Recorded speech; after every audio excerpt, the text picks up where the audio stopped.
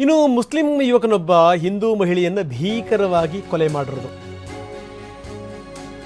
ಉತ್ತರ ಕನ್ನಡ ಜಿಲ್ಲೆ ಯಲ್ಲಾಪುರ ಬಂದ್ಗೆ ಇವತ್ತು ವಿಎಚ್ಪಿ ಕರೆ ಕೊಟ್ಟಿದೆ. ಇದರ ಹಿಂದೆ ಏನಿದೆ? ವಿವಾಹಕ್ಕೆ ಒಪ್ಪಲಿಲ್ಲ ಅನ್ನುವಂಥ ಕಾರಣಕ್ಕೋಸ್ಕರ ವಿಚ್ಛೇದಿತ ಮಹಿಳೆಯನ್ನು ಮರ್ಡರ್ ಮಾಡಲಾಗಿದೆ. ಇದರ ಹಿಂದೆ ಲವ್ ಜಿಹಾದ್ ಶಂಕೆ ಇದೆ. ಹೀಗಾಗಿನೇ ಇವತ್ತು ವಿಎಚ್ಪಿ ಉತ್ತರ ಕನ್ನಡ ಜಿಲ್ಲೆಯ ಯಲ್ಲಾಪುರ ಬಂದ್ಗೆ ಕರೆ ಕೊಟ್ಟಿದೆ. ಅಂಗಡಿ ಮುಂಗಟ್ಟುಗಳನ್ನು ಮುಚ್ಚಿ ಬಂದ್ಗೆ ಬೆಂಬಲಿಸಿ ಅಂತ ಮನವಿ ಮಾಡಲಾಗಿದೆ. ಯಲ್ಲಾಪುರ ಪಟ್ಟಣದ ಬಸವೇಶ್ವರ ವೃತ್ತದಲ್ಲಿ ಪ್ರತಿಭಟನೆಗೆ ಸಜ್ಜಾಗಿದ್ದಾರೆ. ಅಲ್ಲೂ ಕೂಡ ವ್ಯಾಪಕ ಬಂದೋಬಸ್ತನ್ನು ಮಾಡಲಾಗ್ತಾ ಇದೆ. ASP ಸೇರಿದಂತೆ 3 ಜನ DYSPಗಳು ಸೇರಿದಂತೆ 100ಕ್ಕೂ ಹೆಚ್ಚು ಪೊಲೀಸರು ಭದ್ರತೆಯನ್ನು ಒದಗಿಸ್ತಾ ಇದ್ದಾರೆ. ಕೊಲೆ ಆರೋಪಿ ರಫೀಕ್ ಮನೆಗೆ ಪೊಲೀಸರು ಭದ್ರತೆ ಕೊಟ್ಟಿದ್ದಾರೆ.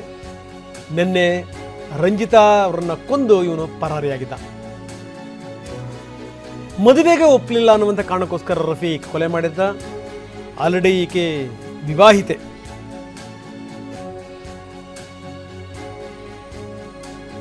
ಮದುವೆ ಮಾಡ್ಕೊಂತ ಪೀಡಿಸ್ತಾ ಇದ್ದ. ಒಪ್ಪಲಿಲ್ಲ ಅನ್ನುವಂಥ ಕಾರಣಕ್ಕೋಸ್ಕರ ಆಕೆಯನ್ನ ಮರ್ಡರ್ ಮಾಡಿ ಪರಾರಿಯಾಗಿದ್ದಾನೆ.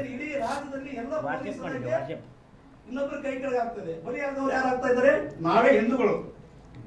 ಪ್ರತಿ ದಿವಸ ಕೂಡ ಈ ಅಧಿಕಾರಿಗಳು ಇದ್ರಪ್ಪ ಜಗದೀಶ್ ಅವರು ಅಂತ ಹೇಳಿದ್ರೆ ವಿಶ್ವಾಸದಿಂದ ಇರ್ಬೇಕು. ನಾವು ಕಡಿಮೆ ಮಾತಾಡ್ತೀವಿ. ಏನ್ ಮಾಡ್ತಾ ಇದ್ರಿ ಸರ್ ನೀವು? ಇಡೀ ದೇಶದಲ್ಲಿ ಇಡೀ ರಾಜ್ಯದಲ್ಲಿ ಎಲ್ಲ ರಂಜಿತಾ ಕೊಂದಿದ್ದ ರಫೀಕ್ ನೇಣು ಬಿಗಿದುಕೊಂಡು ಆತ್ಮಹತ್ಯೆ ಮಾಡ್ಕೊಂಡಿದ್ದಾನೆ ಅನ್ನುವಂಥ ಸುದ್ದಿ ಉತ್ತರ ಕನ್ನಡದ ಯಲ್ಲಾಪುರದ ಕಾಳಮ್ಮನಗರ ಅರಣ್ಯದಲ್ಲಿ ಇವನು ಆತ್ಮಹತ್ಯೆ ಮಾಡ್ಕೊಂಡಿದ್ದಾನೆ ಅಂತ. ನಿನ್ನೆ ರಂಜಿತಾ ಕೊಲೆ ಮಾಡಿ ಇವನು ಪರಾರಿಯಾಗಿದ್ದ.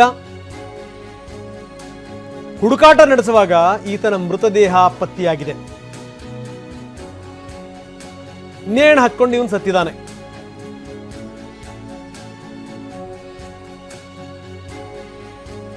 ನಿನ್ನೆ ಪರಾರಿಯಾಗಿದ್ದ. ಇವತ್ತು ಅವನು ಆತ್ಮಹತ್ಯೆ ಮಾಡ್ಕೊಂಡಿದ್ದಾನೆ. ಪೊಲೀಸರು ಅವನು ಹುಡುಕ್ತಾ ಇದ್ರು. ಹುಡುಕುವಂಥ ಸಂದರ್ಭದಲ್ಲೇ ಆತನ ಮೃತದೇಹ ಸಿಕ್ಕಿದೆ. ನೋಡಿ, ನೇಣು ಬಿಗಿದುಕೊಂಡು ಆತ ಆತ್ಮಹತ್ಯೆ ಮಾಡಿಕೊಂಡಿದ್ದಾನೆ. ಕಾಳಮ್ಮನಗರ ಅರಣ್ಯದಲ್ಲಿ ನಿನ್ನೆ ರಂಜಿತನ ಕೊಲೆ ಮಾಡಿ ಇವನು ಪರಾರಿಯಾಗಿದ್ದ. ಅದಾದಮೇಲೆ ತಾನು ಆತ್ಮಹತ್ಯೆ ಮಾಡಿಕೊಂಡಿದ್ದಾನೆ.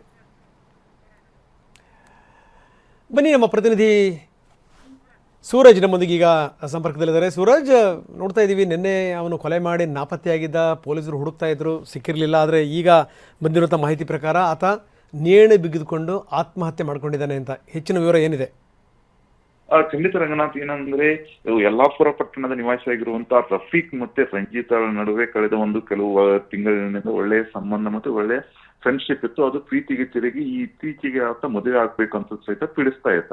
ಆದ್ರೆ ಮದುವೆ ಆಗೋದೇ ಇಲ್ಲ ಅಂತಾನು ಸಹಿತ ಸ್ಪಷ್ಟವಾಗಿ ರಂಜಿತಾ ಎಷ್ಟೇ ಬಾರಿ ಹೇಳಿದ್ರು ಸಹಿತ ರಫೀಕ್ ಒಪ್ಪಿರ್ಲಿಲ್ಲ. ಆ ಹಿನ್ನೆಲೆಯಲ್ಲಿ ನಿನ್ನೆಯನ್ನು ರಂಜಿತಾ ತನ್ನ ಎಂದಿನಂತೆ ಬಿಸಿಯೂಟದ ಸಹಾಯಕಿಯಾಗಿ ಕೆಲಸ ಮಾಡ್ತಿದ್ರು. ಬಿಸಿಯೂಟದ ಸಹಾಯಕಿಯಾಗಿ ಕೆಲಸ ಮಾಡಿದ ಬಳಿಕ ರಿಟರ್ನ್ ಮನೆಗೆ ಬರುವ ಸಂದರ್ಭದಲ್ಲಿ ದಾರಿ ಮಧ್ಯದಲ್ಲಿ ಆಕೆಯ ಕತ್ತಿಗೆ ಚಾಕುವಿನಿಂದ ಎರಿದ್ಬಿಟ್ಟು ಕೊಲೆ ಮಾಡಿ ಪರಾರಿ ಆಗಿದ್ದ. ಪರಾರಿ ಆದ ನಂತರ ದೊಡ್ಡ ಮಟ್ಟದಲ್ಲಿ ಸುದ್ದಿಯೂ ಸಹಿತ ಆಗಿತ್ತು. ಅಷ್ಟೇ ಅಲ್ಲದೆ ಹಿಂದೂ ಪರ ಸಂಘಟನೆಗಳು ಆತನ ಮೇಲೆ ಯಾವುದೇ ಕೂಡಲೇ ಬಂಧಿಸಬೇಕು ಮತ್ತೆ ಅವರ ಕುಟುಂಬಸ್ಥರನ್ನು ತಕ್ಷಣ ಅವರನ್ನ ವಿಚಾರಣೆಗೆ ಒಳಪಡಿಸಬೇಕು ಅಂತಾನು ಸಹಿತ ದೊಡ್ಡ ಮಟ್ಟದಲ್ಲಿ ಆಗ್ರಹ ಮಾಡಿದ್ರು.